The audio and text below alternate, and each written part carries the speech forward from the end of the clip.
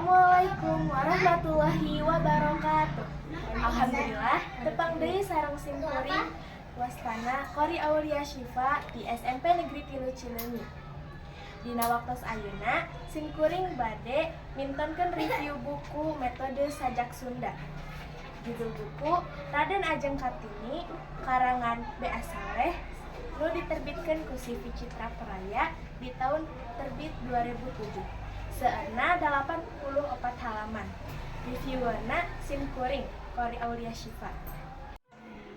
Cinta lembut Ibu Kartini. Kartini saha anu teu kenal ka anjeun. Istri tangguh taya kasieun. Istri anu leber wawanen. Teu ginir sanajan diancam walanda. Pikeun nanjeurkeun cita-cita.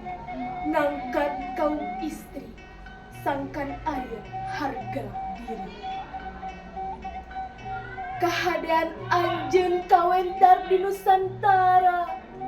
Wanoja Jawa tereh bupati teu tega ninggal istri dikurung sapertos bumi. Puluh kutek di dapur sumur jeung kasur. Sangkan sajajar sareng kaum Adam.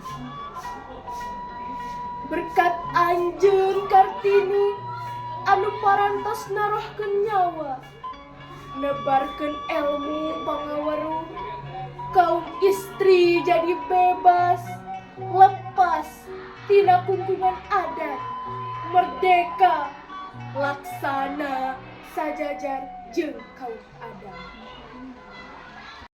Sakitu wae nu kapihatur dina raraga review buku Metode Sajak Sunda.